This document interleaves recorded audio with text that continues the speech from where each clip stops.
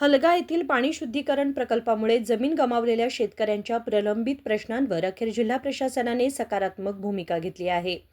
जिल्हाधिकारी मोहम्मद रोशन यांच्या उपस्थितीत झालेल्या बैठकीत जमीन मोबदला, झाडे, विहिरींचे नुकसान आणि अतिरिक्त संपादित जमिनीच्या पुनर्सर्वेक्षणाबाबत महत्त्वपूर्ण निर्णय घेण्यात आले। बैठकीत प्रकल्पासाठी संपादित करण्यात आलेल्या जमिनींचा योग्य मोबदला देण्यास प्रशासनाने तत्वतः सहमती दर्शवली। तसेच संपादित क्षेत्रातील झाडे, बोरवेल आणि विहिरींचे झालेले नुकसान नोंदवून त्याची नुकसान भरपाई देण्यासाठी पाठपुरावा केला जाईल असे स्पष्ट करण्यात आले। 2012-13 में हलगा में एक एसटीपी प्लांट बनाने के लिए गवर्नमेंट की ओर से लैंड एक्वायर किया गया था। वो कॉरपोरेशन के नाम पे एक्विजिशन हुआ था एंड फाइनली KWSI SP के नाम पे टेंडर हुआ था, पर काफ़ी किसानों ने तब तकरार किया, तो उसके तहत फोर्सफुल पोजीशन हमने नहीं लिया, क्योंकि किसानों के हित के खिलाफ हम नहीं जाना चाहते थे। और रिसेंटली जो हमारे मिनिस्टर है लक्ष्मी मैडम और यहाँ के जितने भी सारे सीनियर ऑफिसर्स हैं, हम सब ने मिलके गवर्नमेंट को रिकमेंडेशन भेजा कि इनको जो मुआवजा मिला है उसके ऊपर एक्सग्रेशिया अमाउंट दिया जाए। तो कैबिनेट में बात चर्चा हुई और अंत में ये डिसीजन लिया गया कि हर एकड़ पे ऑलमोस्ट एक 45-50 लाख रुपीस का एक्सग्रेशिया अमाउंट दिया जाएगा। तो आज मैंने सब किसानों के साथ बात की है। सब लोगों ने छोटे मोटे और दिक्कतें बताई हैं हमें, जैसे कि उनके ज़मीन पे जो पेड़ पौधे हैं उनका वैल्यूएशन हो, और चंद लोगों के पास बोरवेल्स है उनका भी वैल्यूएशन हो, एंड जो लैंड पार्सल्स है उसका पोड़ी किया जाए। तो हमने सारे जो उनके मांग थे उनको हमने सुना, और मैंने एसी को आदेश दिया है, असिस्टेंट कमिश्नर को, कि वो सर्वे करे एंड सैटेलाइट इमेजेस चेक करे 10 साल पुराने कि कितने वहाँ पे पेड़ पौधे थे, ताकि हम कंपेयर कर सकें। ऐसे ना हो कि 2-3 साल पहले जो पेड़ उगाए थे उनका मुआवजा हम अब एक्सग्रेशिया में जोड़ के दें। तो थोड़ा बहुत रिसर्च करेंगे एंड सबको हम कोशिश करेंगे कि एक्सग्रेशिया जो मिल रहा है वो सही मायने में दिया जाए। लेकिन मैंने रिक्वेस्ट किया है कि काम नहीं रुकना चाहिए, क्योंकि ये काम निपटाने के लिए फिर बारिश शुरू हो जाएगी तो ये काम नहीं कर पाएंगे। जो शहर के जो वासी हैं, ये अकेला शहर है पूरे कर्नाटका में जो 10 लाख पॉपुलेशन का शहर है और जहाँ पे एसटीपी नहीं है। अब हम इसको डिले नहीं कर पाएंगे। तो पूरे किसान हमारे साथ हैं। किसान भाइयों की जो समस्याएं थी वो आज हमने सुना है, उसका सोल्यूशन भी निकाला है। तो कल से हम काम शुरू करेंगे, और अगर सबका सपोर्ट हो तो एक 20-25 दिन के अंदर ये काम को निपटाएंगे, और फाइनली शहर बेलगाम नगर में हमारे पास भी एक एसटीपी होगा।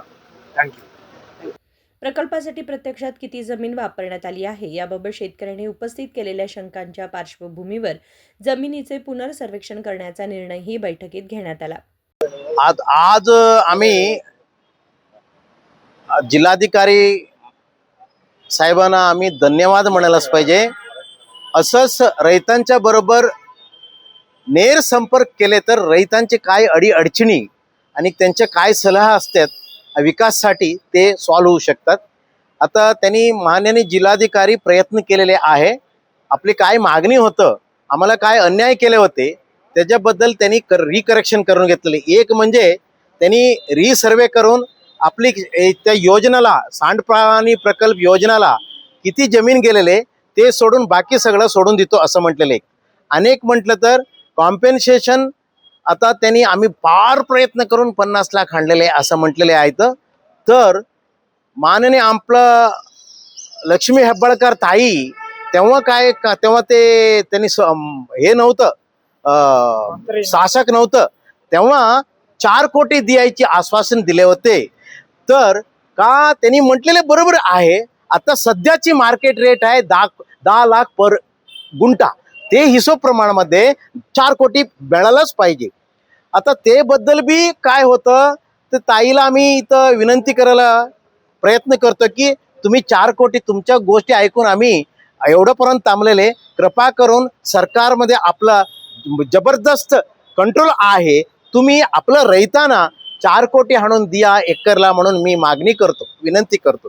एक झाला. सेकंड म्हणजे हिस्सा, म्हणजे कसा पोट हिस्सा काय करायचं सर्वे करून ते त्यांच्या खर्चामध्ये करून द्यायलाच पाहिजे.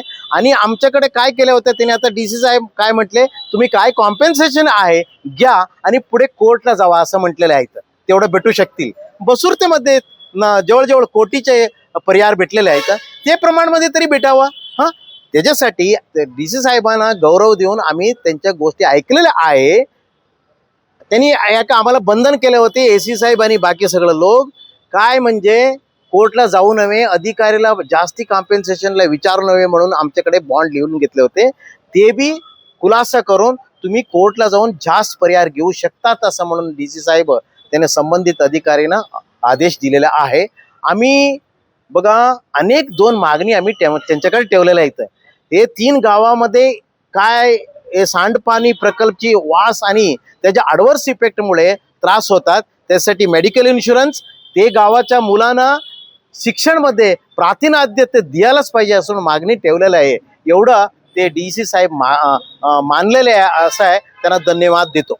या बैठकीला उपविभागीय अधिकारी, पाणी पुरवठा व फिल्टर विभागाचे अधिकारी, पोलीस अधिकारी आणि प्रकल्पग्रस्त शेतकरी मोठ्या संख्येने उपस्थित होते. राजशेखर हिरेमठ, KMM मराठी, बेळगाव.